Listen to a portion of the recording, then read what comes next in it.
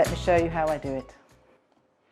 Hi and welcome to my kitchen. I'm Elaine from Foodbod Sourdough, and in this video I'm going to show you how I make sandwich loaves using my master recipe. So what you'll see in front of me are loaves made using my standard master recipe, which you'll be able to see in the longer video that we already have, but taking that dough and using it to produce sandwich loaves. So to do this, can use my standard recipe. We can use the same flours I've used previously. For these, I've used Matthews Cotswold strong white flour for feeding my starter, because I always do, because I like it, and Churchill's for the actual dough. So those are the flours that I've used to make these. I've also used the pizza flour quite a lot recently, trying it for different things, and it makes a fabulous sandwich loaf, really light. And the pizza flour is actually made with a dough conditioner, a flour conditioner in it, which helps to make the dough really extendable. So it's got basically ascorbic acid, it's got lemon juice in it, what's created from lemon juice, which really relaxes the dough so that when you make pizzas and pizza bases, you can stretch it really easily. But it also makes great sandwich loaves. It makes great other loaves as well. But it's another one to try, and you can use it in exactly the same way. You will find that the dough that creates is really stretchy, really, really bouncy. So the best starting point with these is using my standard master recipe, which you'll find online, you'll find in the other videos. So it's 50 grams of starter, 350 grams of water, 500 grams of flour with salt to taste, unless you are making changes for the water for where you are or the flour you're using. And then it's using that to convert it to make a sandwich loaf. So that's what we're going to show you on this video. It's not too long, but it's going to give you the basics for making sandwich loaves. I'm using a Pullman pan, which I will explain more about, which you can find easily online. They make a really nice high-sided loaf rather than using your standard 2-pound sandwich loaf tin. And we've got them lined, which you'll also see me talk about. So this is what's coming in the video. Sandwich loaves are us. Yes. Let me show you how I do it. Here we are with our proof dough. I hope you can see it okay, because the sun has just come out behind me, making things very bright and frustrating poor James, our beloved videographer, and the dog is walking around the kitchen. So, you know, you're getting the whole life inside a home kitchen experience. So we have the proof dough, and this is now going to go into the sandwich tin. So this is your standard master recipe dough. You can start to add more water to it if you want to. So I have various sandwich loaf recipes. This is just based on using my straight master recipe, which you'll see from the previous videos that I've put up. So this is just your typical 50 grams of starter, 350 grams of water, 500 grams of strong white bread flour, and salt to taste. And this dough is going to go into this tin. So this is a Pullman pan. Typically, these pans come with a lid. So they are made to be able to produce square loaves, because you bake them with a lid on, you get a very nice square loaf, of which I also have recipes in my book. I'm going to use this without the lid on to bake a taller sandwich loaf. So it's actually going to come out over the top. Now, when you buy these, they tend to be with a non-stick finish. The non-stick finish doesn't, in my experience, last too well, however much you grease it. But also for ease, I tend to line them. So again, I have another video on this, but I've lined my loaf pan. So I've already cut out some parchment paper to fit into the tin. And by using the paper, not only are you going to make sure that the loaves come out of your tin, it makes it easier to transfer the dough into the pan, as I will show you. So we've got our pan ready, doesn't need greasing because you put paper in it. Open the paper up, ready to go. And we're going to use the usual action of pulling and folding the dough, but this time to pull it into a nice big tight fat sausage. So we want to pull the dough. We're going to start by pulling it into one long tight line. This is a very, very bouncy dough. It's decided in the current weather to be really bouncy. So we want to start off with it pulled right across to the middle in a nice line, so it's nice and tight, and then turn it round, just tuck it in from the sides, and do the same again. So, what thing to remember at this point always is you can be as firm with this dough as you like. Don't just tickle it and be gentle with it and be scared of it, because you'll have no shape. Okay? And we're just going to keep turning it, pulling it into the middle until you've got a point where you feel that you can pick that up.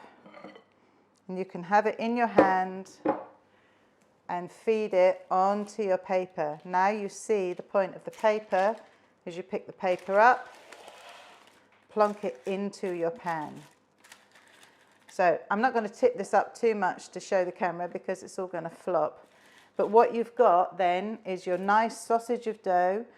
Don't worry too much about it. Don't be then trying to push and pull and prod it, because what will happen is we're now going to put the cover back on and prove it again. Now you have two choices here of how you prove it. You can either do it on the counter or do it in the fridge. I'm going to put mine in the fridge, and what you'll see with what comes out at the other end is actually it gives you a much better finish.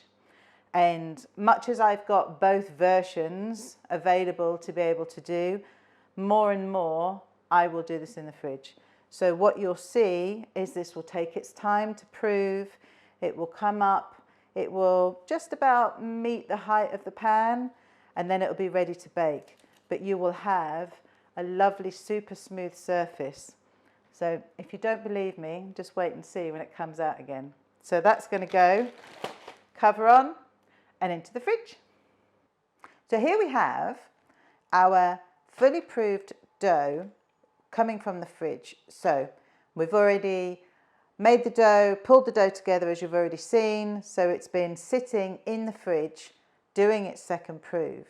And as I said before, you have two choices with this.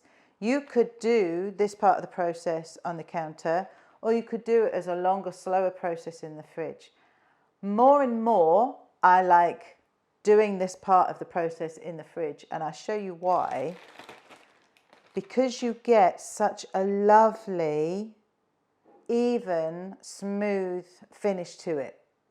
I mean, it ends up sometimes literally as smooth as silk. And you could see how it came together and what the ball of dough looked like when it went into the pan to prove. But this is what happens. So when you do this part of the process in the fridge, so when you leave it in there to do its second proof and fill the pan and grow up, it does it so slowly that you get this nice even finish, which will give you a nice even shape. So if you ever bake sandwich loaves and you have this weird random bubbly surface to it, and it's odd looking finish to the top that you're not sure about, usually that comes from doing the second proof, this part of the process on the counter, and it's been too warm and the dough has bubbled. So next time, try doing it in the fridge. So you'll see in my recipes and my book that there's both choices. More and more, I'm doing it in the fridge. And now this is going to go straight into the oven. So don't leave it on the side to warm up. You'll lose all of its shape. It's going to go straight into the oven. As usual, I'm going to bake it on a cold oven. From a cold oven start, it's going to go in at 180 degrees centigrade, 350 Fahrenheit on a fan or convection setting, or that's 200 degrees centigrade, 400 Fahrenheit for a standard non-fan conventional oven. And it's going to be in there from a cold start. We're going to look at it after about 50 minutes and see how it looks, because remember, it can always go back in. And with sourdough, often baking a bit longer than you think is better than baking for a bit shorter time. So this is now going to go into the oven. Just look at that. You end up with such a beautiful silky surface. So this is now going to go in the oven. Sandwich loaf is now baked. So let's get it out the oven. And what you'll see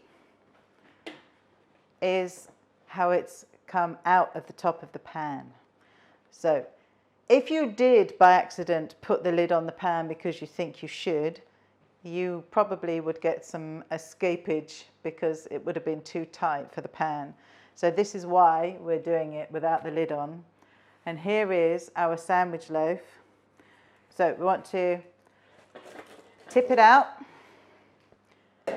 Now with the paper liner that you've created, you can very easily peel it off so that you can use it again. So this is how you get the most out of creating that liner. So even though it's torn a little bit, I can use that again.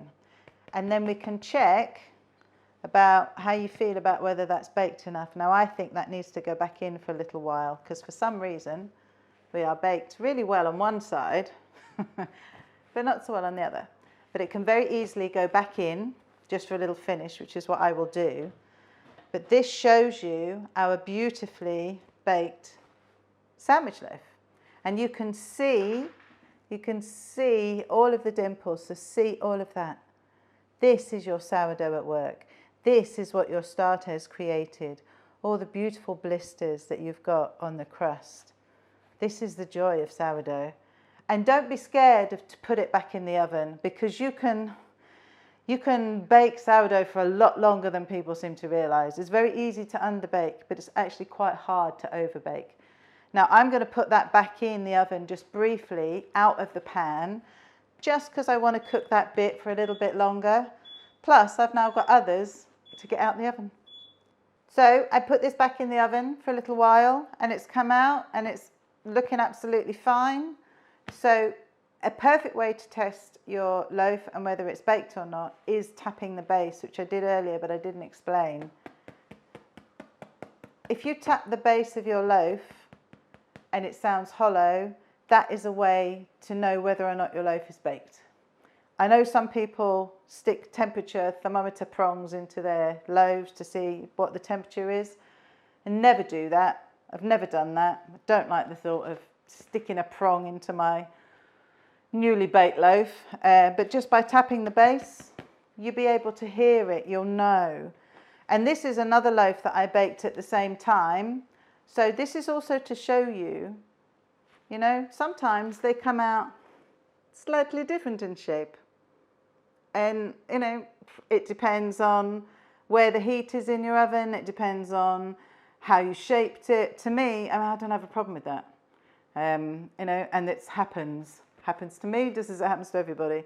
So this was in a different part of the oven. It's got a different shape. But again, we're nicely baked, which is what we're looking for. So there are our sandwich loaves. And I hope this inspires you to give it a go and try a different shape.